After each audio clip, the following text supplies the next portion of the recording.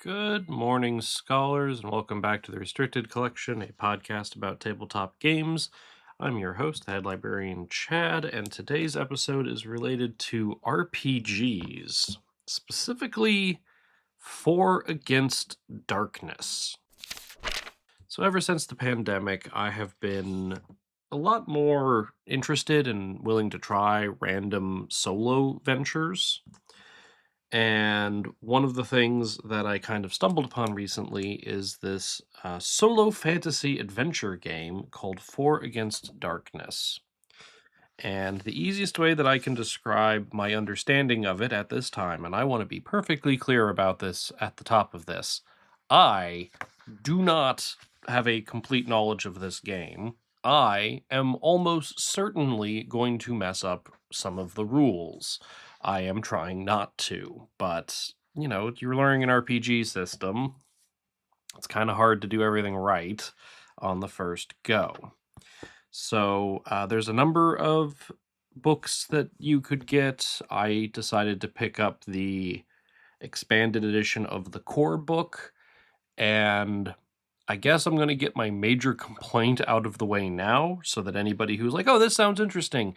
If you are bothered by formatting issues or things of that sort, don't get this. Just, I'm going to save you the hassle right now. I had a weird feeling when I picked it up. And like when you have a book, and if we treat the front cover as up, and you lay the book down so that the front cover is facing up, the name of the book should be readable in like an upright manner along the spine. It is not. It is upside down for the book that I got here, and I'm just like, but this is the expanded edition, which means this is not the first edition of this book, which means you may have made this error before and nobody caught it when you did the second printing. Like, that's the kind of thing where I'm just like, that's odd. And then for me in RPGs, I find indexes, they're flawed, but they're at least helpful for pointing me in the right direction. This book does not have an index. Okay. Well, hopefully the table of contents is useful. Oh my goodness, the table of contents does not have chapter titles. The book is split up into chapters, but it does not have the chapter titles and what page numbers the chapters start in. So I know that the chapter on combat starts on page 90, only because I know that the first section in the combat section is who goes first, and who goes first is at 90. But this is just a list of section headings. There's no way to format between them. There's no distinction on when a new chapter starts or anything. So I'm just like, it's very user unfriendly. Let's put it that way. So I went through my copy and I tabbed every chapter so that it was easy for me to be like, oh, I want to read combat. I can just tab to that. I went and spent the time to make a better table of contents effectively so that it's easier for me to play this game. And I want to be clear about this. Again, if that sort of thing bothers the crap out of you, don't get this. Because this has been an obtuse experience. I'm not saying it's a bad experience, but it has been an obtuse experience. Okay. So that note out of the way, let's keep going. This is a very like 1980s style D&D second edition. We're going to go take our band of adventurers and go run through a dungeon. It's not it lends itself that it can do some nice role-playing things, but it seems to be a lot more focused on, and it has an entire section to be clear on role-playing. It seems to be a lot more focused on the dungeon diving and having that. It even does the classic old D&D thing where, yeah, you can be an acrobat and you can be an assassin among the classes. Barbarian, great. But elf is a class. Dwarf is a class. And like, the game does sit there and go like, yeah, we're doing this in an old manner, so like dwarf is its own class. But if you want to, you can like, here's how we'd recommend you effectively multi-class. Do you want to be a dwarven cleric? Well, build a cleric who, is a dwarf, and you like steal some things from the dwarf list instead of from the cleric list. I'm like, okay, at least you account for that. I appreciate that. But it is a lot more archaic, might be the right word, in its presentation. And if that's charming for you, great. I don't mind it, but it's not particularly nostalgic for me. It does have quite a number of classes to choose from in this book, and from what I understand, there are more in subsequent books that you could get for different settings and things. I have only dabbled thus far in the 8 recommended starting classes, which are your typical barbarian, cleric, rogue, wizard sort of thing. All right, so how does the game actually work? So you make your characters, so you get a band of 4. I have very, very uniquely, creatively, and not lazily named Conan the Barbarian. I've got Mary the Cleric, Lightfoot the Halfling, and Wizzy the Wizard. I know, super original, do not steal. And I've run them through this introductory dungeon, and I plan on playing the dungeon again, basically for my own experience, but for recording on the podcast. And so depending on your character, you get certain things. So Conan is a level 1 barbarian. Barbarian's health is level +7. So a common shorthand in this is L. So Conan gets L +7 health. Okay, that's 8 right now.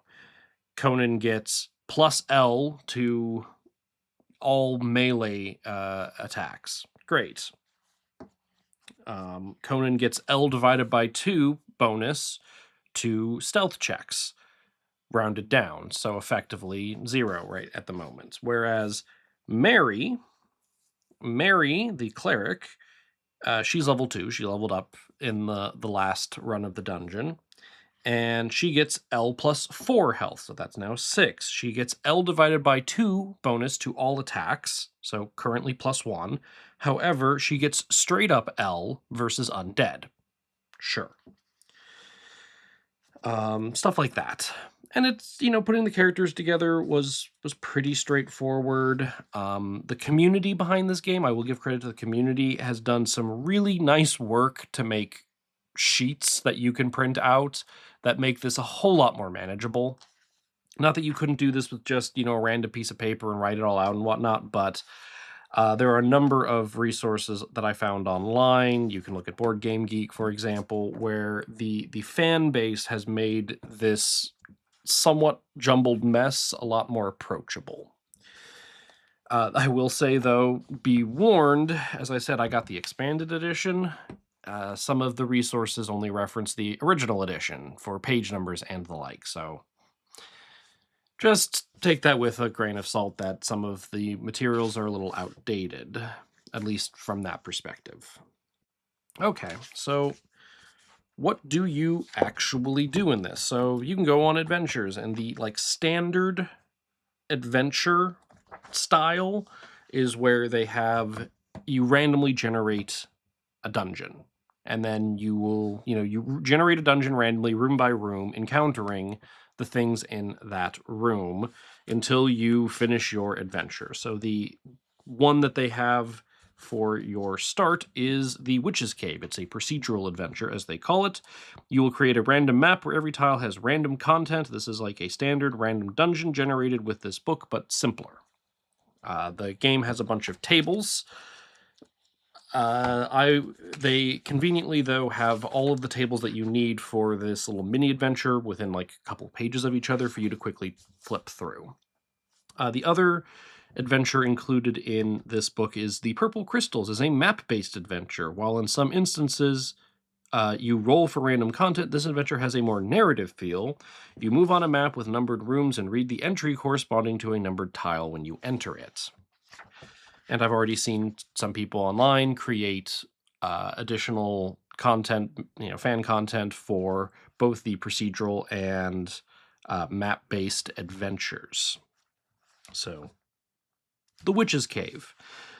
The witch Milithia has cursed Parkalon, a captain of the guards, who now writhes upon his deathbed. The blessings of clerics are not enough to save him. I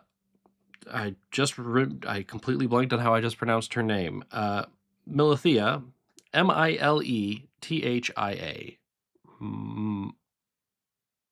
Milithia? Okay. She hides in a cave 2 days' march from the city. If you kill or capture the witch before the curse completes its course, you will save Parkalon and claim the 100 gold piece reward. So arrange your PCs in marching order, numbering them from 1 to 4. I will have them in the order of Conan, Mary, who's carrying the lantern, which means she does not get her shield bonus. So let me adjust that real quick. Having armor gives you, depending on the armor, gives you +1. The shield gives you plus another 1 for your defense rolls. Then we have Lightfoot the Halfling and Wizzy the Wizard bringing up the rear. There are advantages to having people in certain positions because the 2 and 3 positions in corridors can only do ranged attacks, which Lightfoot and Wizzy are going to be better at. Okay, so generate tiles. Oh yeah, here we go. Assign PC who must use one... sorry. The party must have at least one lantern assigned to a PC who must use a lantern, one hand to carry it, and therefore cannot use a shield, two-handed weapon, a bow, or a sling. If the lantern bearer is killed, another PC must pick up the lantern. A party without a lantern suffers -2 on all attack, defense, and save rolls, and cannot use ranged weapons or perform search rolls. So, lanterns are important.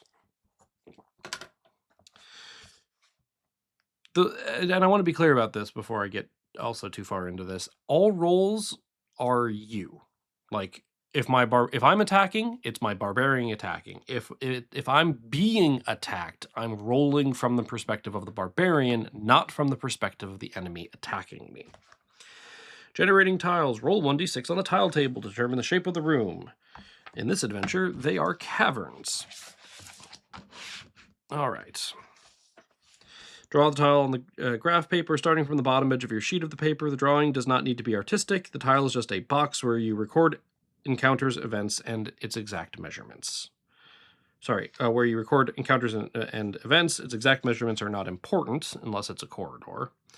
You may rotate or flip the tile in any direction or cut a part away of it if it overlaps a previous tile or reaches the edge of the paper. The cave wall has collapsed in that room. Each time you pass through an exit, generate a new tile by rolling 1d6 again. Starting with the 4th tile that you encounter, you may encounter the witch Milithia. Upon entering the 12th tile, you automatically find her if you didn't encounter her already. Room contents. Whenever you enter a room, roll 2d6, add both dice together, generating a number from 2 to 12. On her cave content table, the result directs you to another table detailing the contents. You may find treasure, traps, empty rooms, clues, foes to fight, creatures you may negotiate with. After generating the 4th tile, as I said, roll a d6 each time you encounter a major foe, such as a weird monster or a boss monster. Include any encountered as wandering monsters. Interesting. Add +1 to the roll for each major foe encountered so far. On the result of a 6 or more, you encounter the witch. Otherwise, you will automatically find her on the 12th room. Okay. So the only dice that you need at low level, because as you level up, you hit different tier brackets and you will need different dice. The only dice you need to start the game with at I think it's levels 1 to 4 are d6s. So I went ahead and I grabbed orange d6s for my barbarian, yellow d6s for my cleric, green d6s for my halfling, and purple d6s for my wizard. Great. I also have black and white d6s for just general counters and things. So when you want to generate an entrance to the dungeon, I've got my graph paper here. There are 6 different entrance rooms. I rolled entrance room number 1. So I take that shape and I draw it on my little graph paper. It is a rectangular room that is 7 feet. So there's a door in the center that enters it. It is 7 feet or 7 squares wide and 2 squares deep. So I'm only 10 feet away theoretically if it's a 5-foot square from the back wall.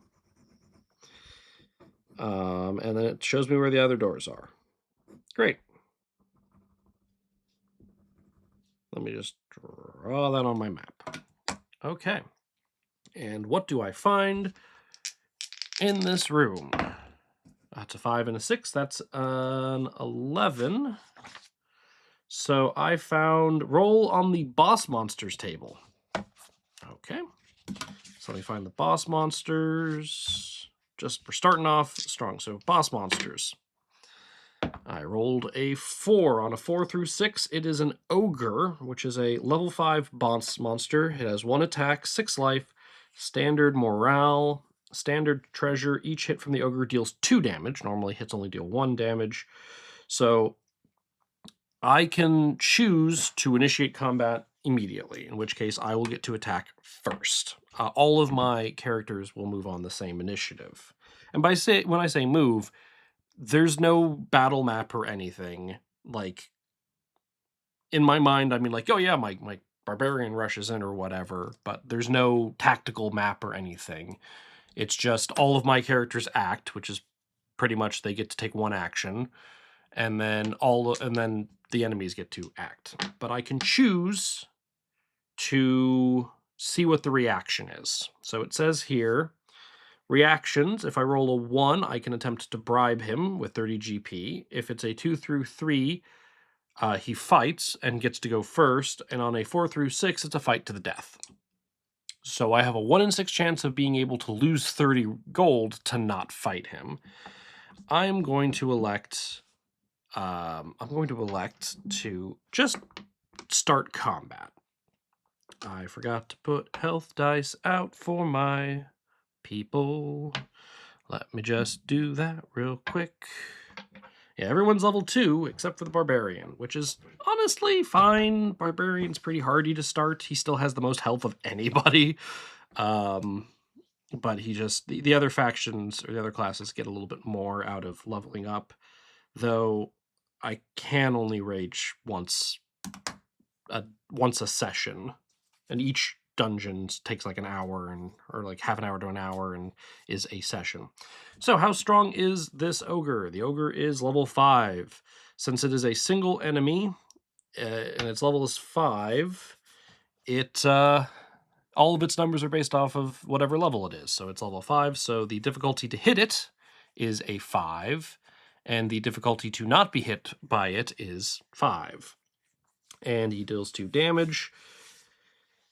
Defeating any major foe, weird, or boss grants an XP roll. Thank you for that note. Yeah, there's just a bunch of little naggly rules that, like, there's a whole rule on morale that I didn't even know existed for a while that I still only somewhat understand. As I said, I'm not going to be playing this perfectly. But also he means he has 5 health to start. So I'm going to go first. I'm going to choose to initiate combat. So I'm going to roll for my barbarian. I'm just going to, I can do him whatever. It just makes sense to me to do it in the order of, like, party order, which I can switch up between rooms. So I'm going to have the barbarian go first.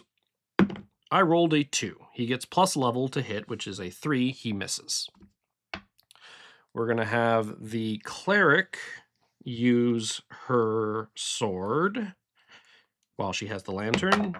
I rolled a 3. 3 plus 1, because I get L divided by 2 to hit, is a miss. We're going to have the Lightfoot, the halfling. I do need to check up something real quick. Do ogres count for the halflings? I know giants count, but do ogres count? They get full level. They get plus L to their defense rolls against giants, trolls, ogres, and half-giants. Okay, but they don't get bonus to hit. I do get full level when I'm using a sling, so I will get plus 2 when shooting my sling. That's a 4, plus 2 is 6. So I hit and do a damage, and then Wizzy the Wizard is going to shoot a lightning, or sorry, he's going to shoot a fireball, and I get to add L to this, so +2, that's a 5 plus 2 is 7, so I hit. Against major flows, it inflicts 1 damage. Oh well, that's still a damage. Great. Now he's going to attack. I'm going to have him attack the barbarian. So I need to roll defense with the barbarian. The barbarian has light armor and a hand weapon. Sorry, light armor and a shield, so he gets +2 to this roll. I rolled a 5, +2 is 7. I succeeded. Defense rolls, I guess I should note and double check. Attacking foes, you just need to hit. I think defense you have to beat. Let me just double check that. I know this is riveting. Defensive 1 is always a failure, yeah. If you roll a 6, the dice explodes, which means you roll another die, which matters.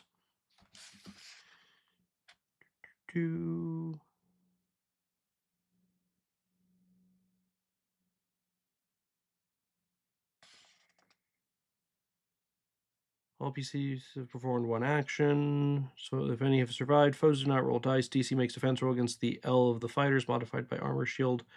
I think maybe it's just a meat. I have a thing in the back of my head where you have to beat it on a defense roll, but that could just be me misremembering things. I'm not trying to harp on... Nope, I have to roll above the... So yeah, I do have to beat it. I have to meet it for attacks, beat it for defense. There we go, found it. Okay, so I got a 7, which is more than the 5 that was base, so I succeeded and didn't get hit. So barbarian strikes. That's a 3 plus 1 is a miss. The cleric slashes. That's a 2 plus 1. That's a miss. The halfling rolled a 6, which explodes into a 4. So that's a 6 plus 4 plus level, because I'm using a sling. That's the weapon that's on the Lightfoot, which is 2. So I got 12 is my total. Now this is important because the level of the ogre is 5. For every multiple of the level, I inflict a damage. So because I got 12, I can take 5 off of that and have 7, and I can take 5 off of that and have 2, and then that's it. So I did 2 damage with a sling. Good job, Lightfoot. I don't really want Wizzy to spend one of his very few spell slots on this right now, so I'm not. Okay, and then he'll get to attack, and because he's so angry at Lightfoot, I'm going to have him go and try to smash Lightfoot. Also, Lightfoot totally gets a bonus against this. Lightfoot's bonus against this is not as good as if he just continued striking the barbarian, but thematically I feel like it makes sense that he'd be angry at the critical, effectively, that the halfling just got. That is a 5 plus 1, sorry, 5 plus 2 is 7. I beat the 5, we're good. My turn again. Oh, I forgot to check a morale roll. Again, this was hidden in the combat rules. I like was playing through it and then looked something up and someone was like, oh yeah, check morale. And I'm like, excuse me? So when a major foe loses more than half of his life, which he did, reduce its level by 1, it becomes easier to hit. So we're now level 4 and defend against attack as its wounds are slowing down. Foes ignore this rule if their descriptions say so. And then what it said on the boss monster is standard morale, so yeah, it just operates like that. Good. Small enemies, like mob enemies, could run away, depending on their morale. So I'm going to hit with my barbarian. That is a 6, you're dead. 5 plus 1, to be clear, I didn't explode. So I succeeded. So it says standard treasure. So we'll go to the treasure table for this adventure, and I'm going to roll, and I got a 5. I got a disinfectant paste, 1 dose. I will have Mary carry that. She's got some disinfectant pastes from the last time I ran this. Resale value of 7. Restores 1 life lost from failed infection, poison, and disease staves. May not be used in combat. Okay. And then also, defeating a major foe grants an XP roll. So I'm going to roll for my barbarian friend here, since he's the only one who's not level 2. I need to roll higher than my current level on a d6. I rolled a 4. We did it. So I will level up. Usually, at least based off of my understanding, this is done predominantly outside of combat. Or not outside of combat, but between like sessions, quote unquote. But hey, you know what? I'll take it now. I'll take another rage use. Chad says as he double checks the page on barbarians. I'm going to once again stress how thankful I was that I spent the time to tab this book. Rage! Barbarians can perform a number of rage attacks per adventure equal to 1 + 1 for every 2 full levels. I have 2 rages. Rage. Roll 3 dice, pick 1, and do ×2 damage. I can rage twice now. And nobody got hurt, which, you know, I'll take that too. So I have completed this room. Ogre. And I'll note anything that I want to on my little sheet here of whatever happened in this room. And so now there are 2 doors. We're going to designate that I'm going to designate my page as being north, south, east, west. I started at the bottom, so I started in the south. We're going to go into the more western door. They're both north-facing doors, but I'm going to go to the more western door. Okay, and so we roll. They call it 2d66, which is not to say that you are rolling you're not rolling a d66. You have a die. I've got a white die and a white d6 and a black d6. You roll them. I'm going to designate the white one as the tens place and the black one as the ones place. And so there are 36 results, because it goes 11 to 16, 21 to 26, so on and so forth. So I got a 6-3. 63 is it's a hallway. It's a 5 square, 1 wide hallway, which is not great because now we're in a corridor, which means I have restricted movement. But what do I find in the corridor? That is a 6. You know, it helps if I get the dice in the bowl. 6. Roll on the vermin table. I rolled a 1. On a 1 through 3, I find 3d6 rats. So that's 7 rats. My favorite. Okay. If I can just find the side of the dice that I'm looking for. Okay, they're level 1 animal vermin. 1 attack, 1 life, standard morale, no treasure. Each PC wounded during this fight must roll a 1 in 6 chance of losing an additional life due to infection at the end of the encounter if you have a dose of disinfectant paste. Hey, look at that. You prevent this. Again, I could just start combat, but I have the choice of seeing what their reaction is. On a 1 through 3, they will flee. On a 4 through 6, they fight. I am totally willing to give them a 50% chance of just not having to deal with them. And if I lose and they get the first round of combat, so be it. I rolled a 3, they flee. Great. So I'm just going to mark down that 7 rats fleed.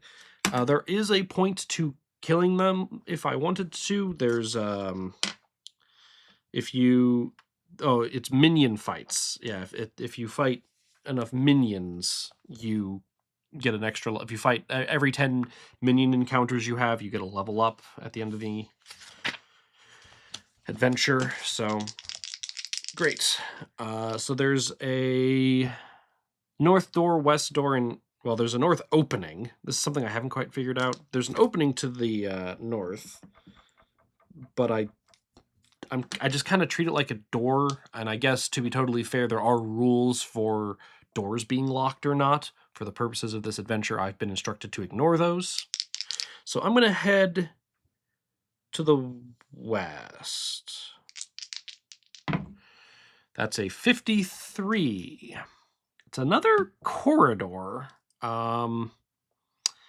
It's a little T. It's just 4 squares. It's a little T.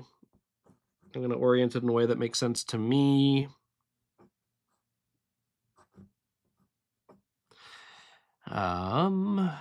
And then that's where the door is. And what's in this little corridor? 6. Roll on the vermin table. 2. It's some more rats. 5 plus 4 plus 2 is 11 rats. Ooh. I am once again perfectly happy to let them run away, which they do. Great. 11 rats flee. Let's head north. And let's see, that's my 3rd room. That's an 11. That's another boss monster. Oh, no. I'm rolling for rooms right now. I'm sorry. That is a 65, which is another corridor. Lots of corridors this game. This is a big Z-shaped corridor. It goes 3 up, then 2 over, then 2 up. 3 up, 2 over, 2 up.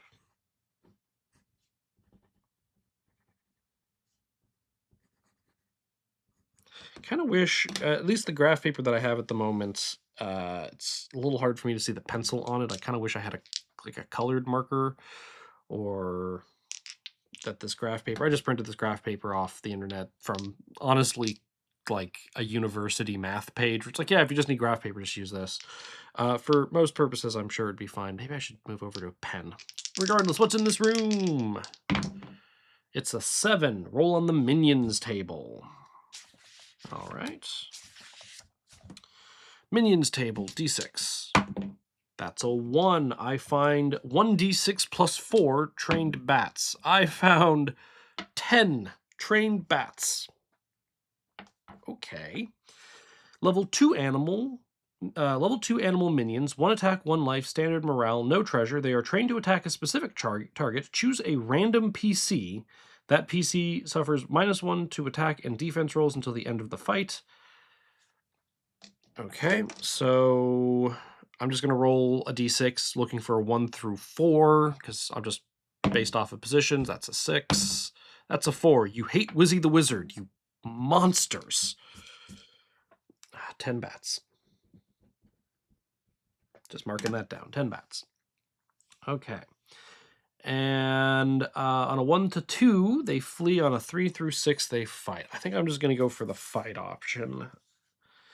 1 in 3 chances, all right, but they're level 2. My Barbarian can do some good damage, so let's do that. Barbarian's going to run up and fight.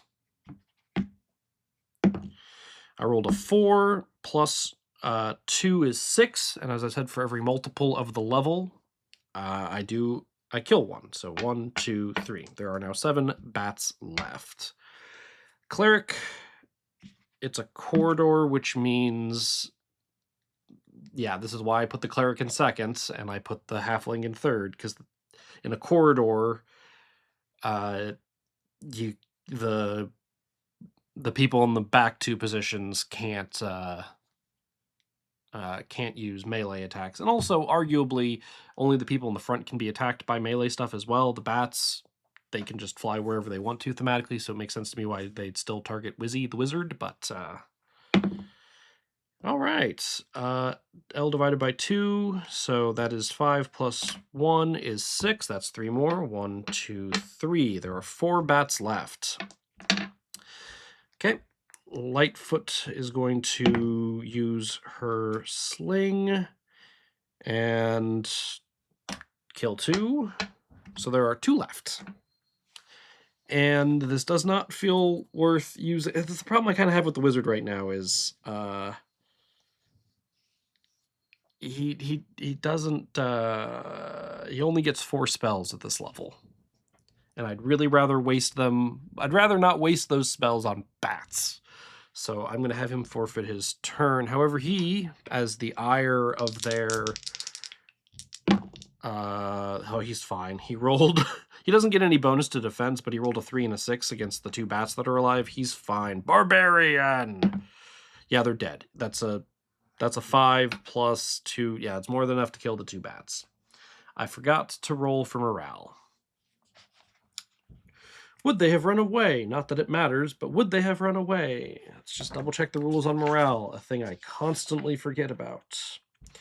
Minor foes and morale. When a group of minor foes is reduced under half its initial numbers, to under half the original numbers, check the remaining foes' morale. Roll d6 for the whole group. On a 1 through 3, they run away. On a 4+, they keep fighting. They would have kept fighting anyway. Great. Doesn't matter. So 1, 2, 3, killed the bats. 10 bats dead. No treasure, though. Standard morale, no treasure. They are trained to attack specific targets. Great. So let's go through the north exit of this room and hope we don't get a corridor for once. That's 56. Which is not a corridor. It's a big chunky room. Great. So 2 over, 5 up, 3 over, 2 down, 2 over, 3 down, 2 over. Big old room. Door here, door here. What's in this room? 9. This tile is empty. You find a clue. All right, I could have been searching. What rooms can I search?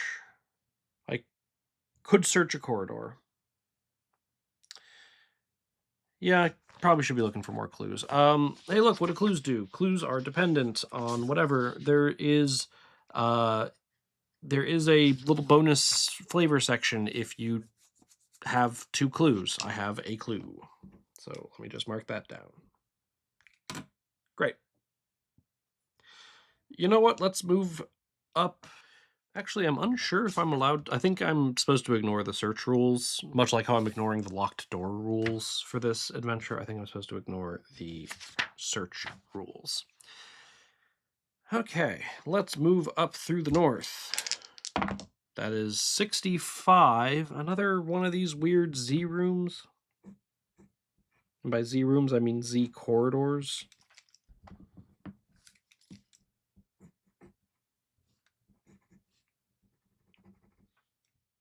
Okay. Mark down the clue. What's in this room? That's a 9. This tile is empty. Find a clue. Well, I got 2 clues. Once I have discovered 2 clues, I read... I really should just... Mylethea's Secret. In a niche in the cave wall in what looks like Mylethea's laboratory, you find several sheets filled with incomprehensible symbols, and among them a letter. To Mylethea, the love we once shared is now only hatred. Do not dare approach our son again, or I will have you arrested for witchcraft and condemned by the clerics of Lura. L-U-U-R-A. In any case, I have transferred him to another city where he will become a religious scholar. Stay away from me and from him, or you will suffer the consequences. No longer yours, Parkalon. Okay. So is she a witch?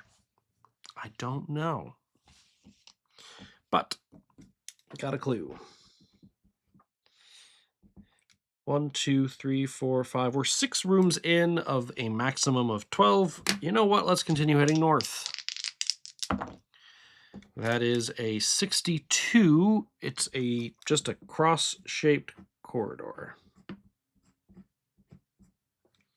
There's rooms. I swear there are rooms. I've just gotten 1, 2, 3, 4, 5 corridors. And in this little T-shaped corridor is 7. Roll on the minions table. That's a 5. 1d6 plus 1 jackalmen. That's 5 jackalmen. Jackalmen, level 4 minions. 1 attack, 1 life, morale -1, treasure +1. Whenever a Jackalman dies, roll a 1d6. On a 1, 1d3 more Jackalmen arrive next turn. On a 1 to 2, I can bribe with all of my treasure. Sorry, I can wait to see their reaction. On a 1 to 2, I have an option to bribe them. Or on a 3 through 6, they just fight me. I'm just going to fight them. So, Barbarian. That's a 6, which explodes into a 2. Yes, if I rolled another 6, it would explode again. So 6 plus 2 plus level is 8. These are level 4 minions, so I kill 2 of them. And then whenever a Jackalman dies, on a roll of a 1, we get more Jackalmen. So I'll roll 2 dice. Neither of them are 1s. Great. And then we started with 5 Jackalmen, so we're not at half yet. So then we're going to have our Cleric. That's a 3. Nope. Slingshot from Lightfoot. That's a 3. Nope.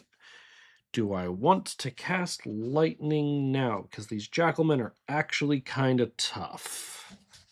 Like, this is an introductory scenario. It's not supposed to be like the most difficult thing in the world. Against minor foes, it slays number of minor foes equal to the attack roll minus the level of the minor foes with a minimum of 1 slain, even if the spellcasting roll fails. So if I rolled a 6 -1, sorry, -4, because that's the level, I would only kill 2 of them. That's not great. Lightning, the caster is able to point at the target, hits with a spellcasting roll versus target level group. Lightning only slays 1 of them. Yeah, okay. Wizzy, I'm gonna just let you pass for now. I'd really rather keep you for... I just wish... Wizards are not great at early level. This is a known thing. I'm carrying him right now, and that's fine. I forgot to mark down 5 Jackalmen on my map. Great. Now, their turn. They're going to get 3 attacks. They don't like the Barbarian. So we're going to have 1 against the Barbarian, 1 against the Cleric, and 1 against the Halfling. They're color-coded dice, so I can see which ones are which. I need to get a 4. I need to get a 5 because they're level 4. So the Cleric got a 5 total. The Barbarian rolled a 6 plus 2 plus another 6 plus another 4, but it doesn't matter. He just needed to make... You can use explosive dice to get for defense to get a high enough level, but over 6 doesn't do you that much, to my knowledge and understanding. The Cleric, though, not the Cleric, the Halfling, though, gets hit for damage. First damage of the game on me. I've been pretty lucky so far. All right, Barbarian. That's a 3 plus 2 is 5. That's a damage. Cleric. 6 plus 1 is 7, but that explodes into a 5, so that's 12. You're dead. I would have had to make a morale roll when you went to 2, which you would have fled from anyway, but it doesn't matter. I killed you. I'm bad at remembering morale. So, morale -1, which actually means you rolled a 2. Treasure +1. 6 plus 1 is 7, but it only goes to 6. So, Lucky Horseshoe, the bearer may reroll a single die roll once. Afterwards, it loses its magic. Barbarians cannot use it, because barbarians cannot use magic things. If unused, it sells for 10 GP. We're going to give that to Lightfoot. So, Lightfoot already has some luck stuff going on for just being a halfling. Lucky Horseshoe. Great. Then we continue.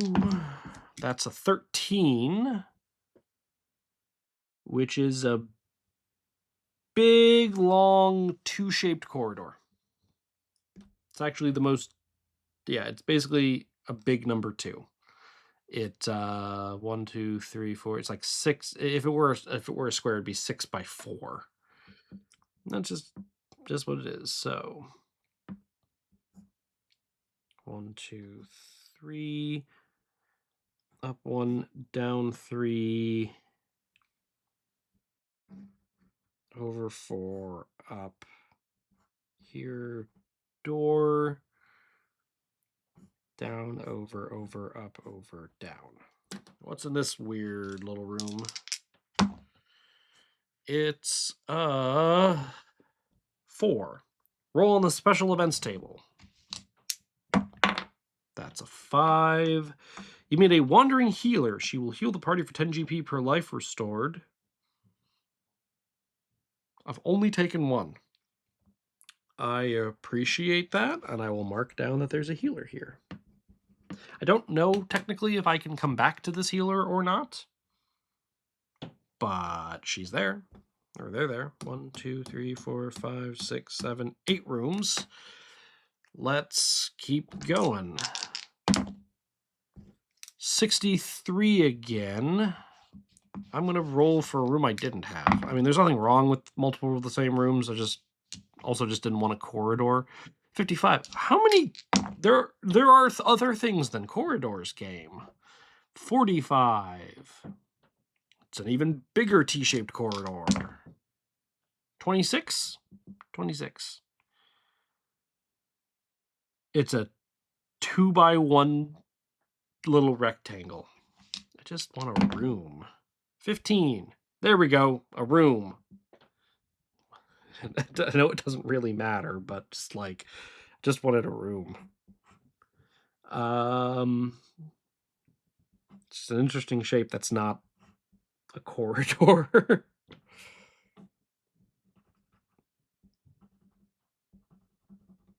Okay. What's in this room? 6. Roll on the vermin table. That's a 1, which means we got some rats. 3d6 rats, which is 10 rats. I'm okay letting them maybe run away.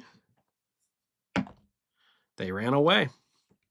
Maybe these are the same 10 rats I found earlier. 1, 2, 3, 4, 5, 6, 7, 8, 9 rooms. I should have like a tally of the number of rooms I've been through. That would be smart.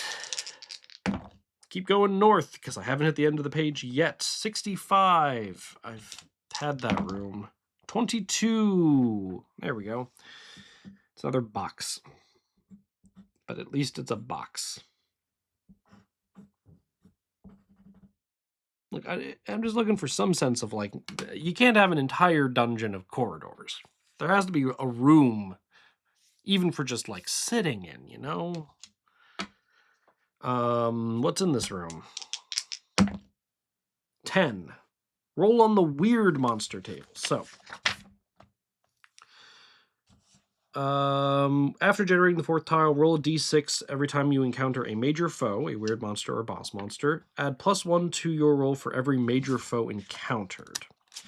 So I've only encountered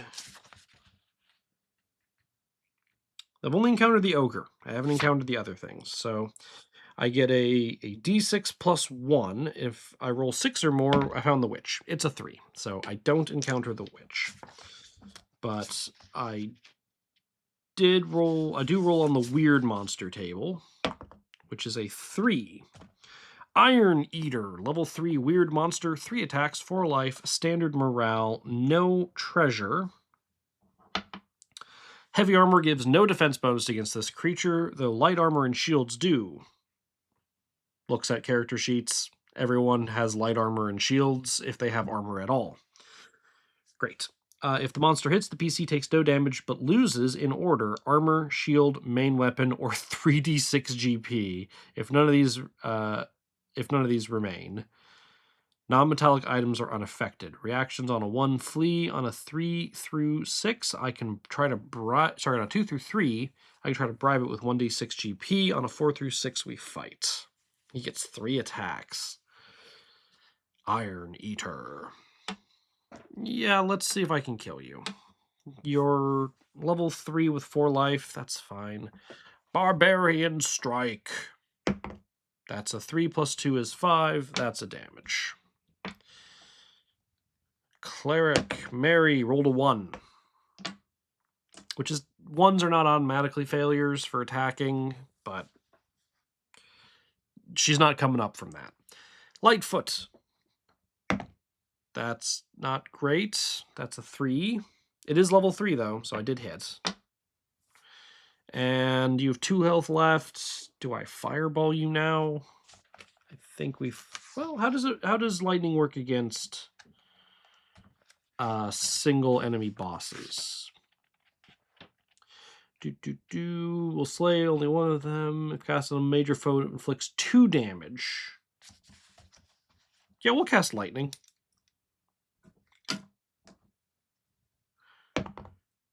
I rolled a 1. Hits them with a spellcasting roll versus the target's level. I did technically hit. I got a 3, and combat rolls of 1 aren't automatic failures. I'm like 90% certain.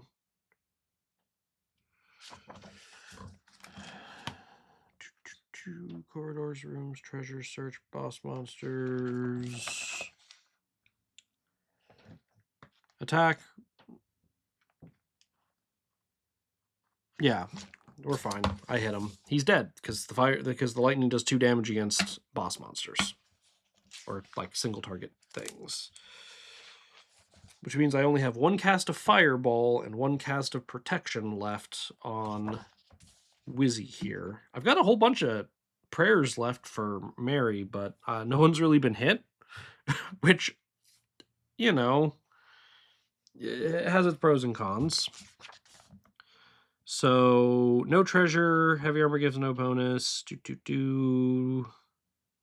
Yeah, it's just dead. I don't get anything for it. You're just dead. Iron Eater.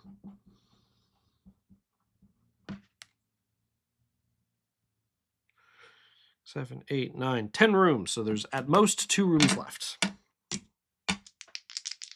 Oh, defeating any major foe, boss or weird, grants an XP roll. I'm going to give an XP roll to Wizzy because, boy howdy, it'd be really nice if I could get another spell. That's a 1, so no. Because I have to roll higher than his current level, which is 2. Head on north to 34. 34, it's a circular room.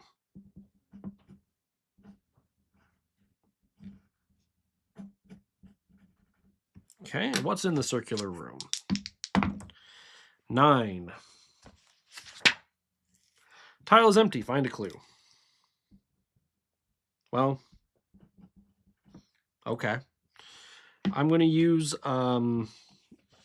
Mary's going to use Blessed Touch, which is one of her abilities, to heal 1d6, which is 4, to Lightfoot, who only had taken 1 damage. But I might as well heal up before going in. Now, I will be honest with you, there is an alternative ending. Because I got enough clues to learn the secrets, there is an alternative ending, which arguably as a good character I should go do. But it's more interesting for the podcast if I fight the witch. So we're going to fight the witch. So, into the last room I go. I guess I should generate what it is. 56. It's a big chunky room. Great. I love big chunky rooms for boss fights.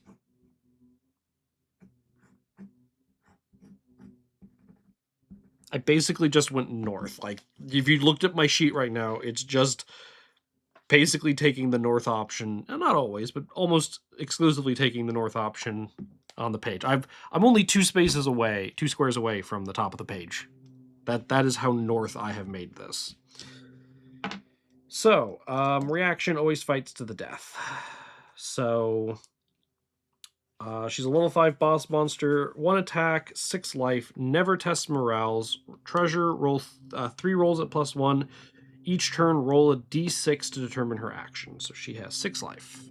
Let me just set a die with that on it. And then...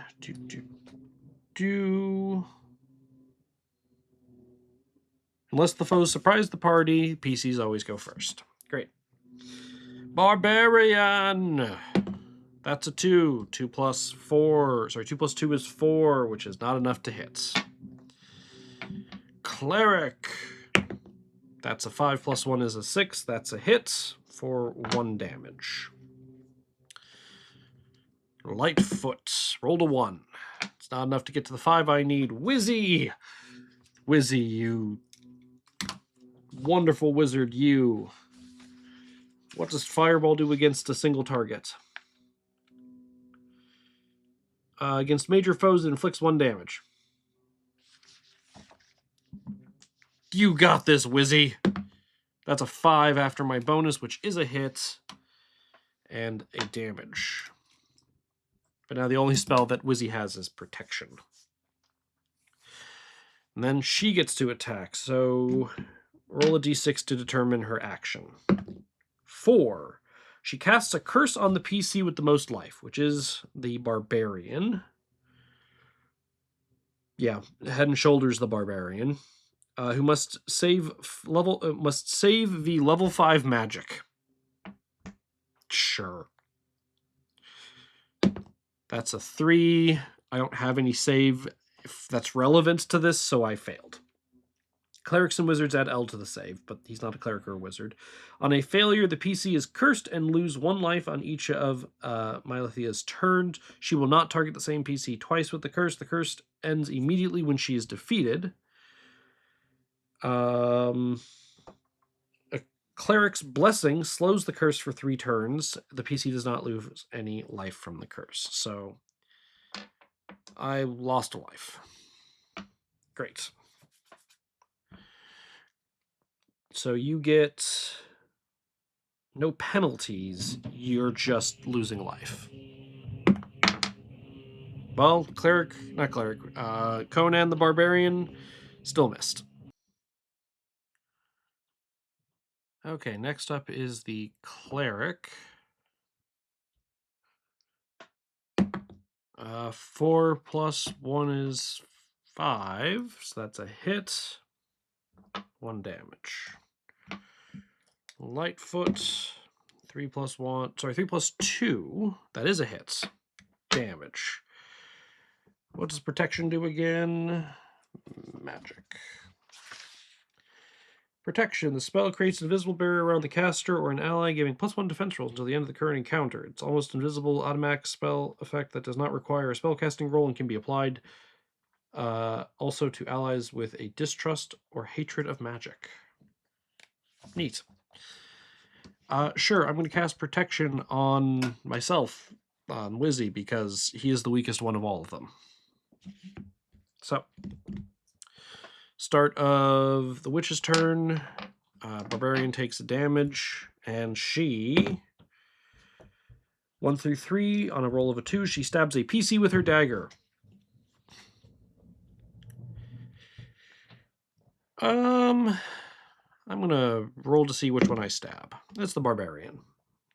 Okay, so the Barbarian will roll, gets +2.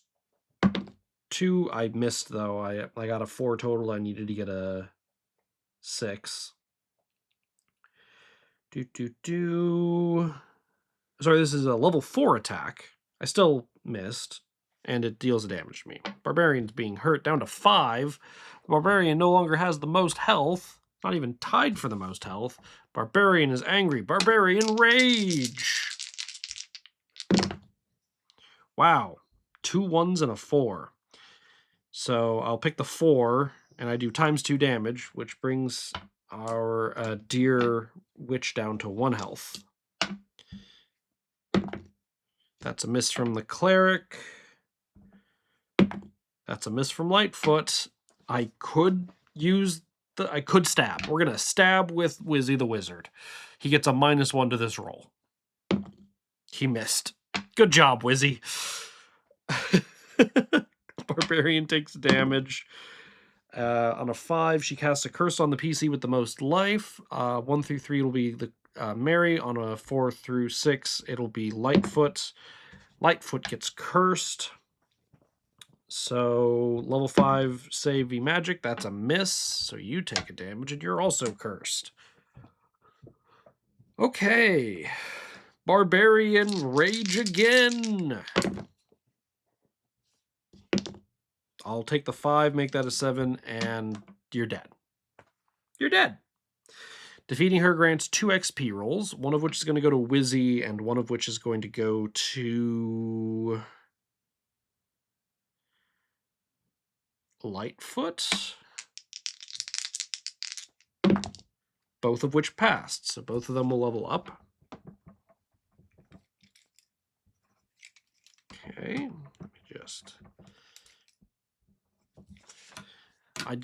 just having Wizzy be more useful sounds great. If I've discovered her secret and want to use it, read the alternative ending. So that's actually, here's a small quibble again on like the formatting of things. I defeated her, but now it's like you can read the alternative ending, and if you actually read the alternative ending, it bypasses the fight. And I'm like, I wish you told me that before I got to defeating her. Like, why didn't you like highlight that more of at the start of the fight? If you discovered the thing, you can do the alternative ending, as opposed to putting it in the defeating her section. Just a little confusing. But I got 100 GP. Woo! Because I completed the bounty. Which means it's 25 GP to each one of my adventurers. And then I would reset, and then could do a randomly generated thing. I could do the purple crystals, which I haven't read up on, but there's a preset map that already has like things in it. And again, there are people online who went and made things. And there's also a whole chapter on tables where it's like, oh yeah, if you want to be in a dungeon setting, if you want to be in a cavern setting, if you want to be, rare mushroom table, epic rewards table, yada, yada, yada. There's, for as much as I gripe about the formatting and obtuse usability of this book, I am having fun with this. So take that for whatever it is worth. I hope this was interesting to listen to, if nothing else. I am glad that I stumbled upon this.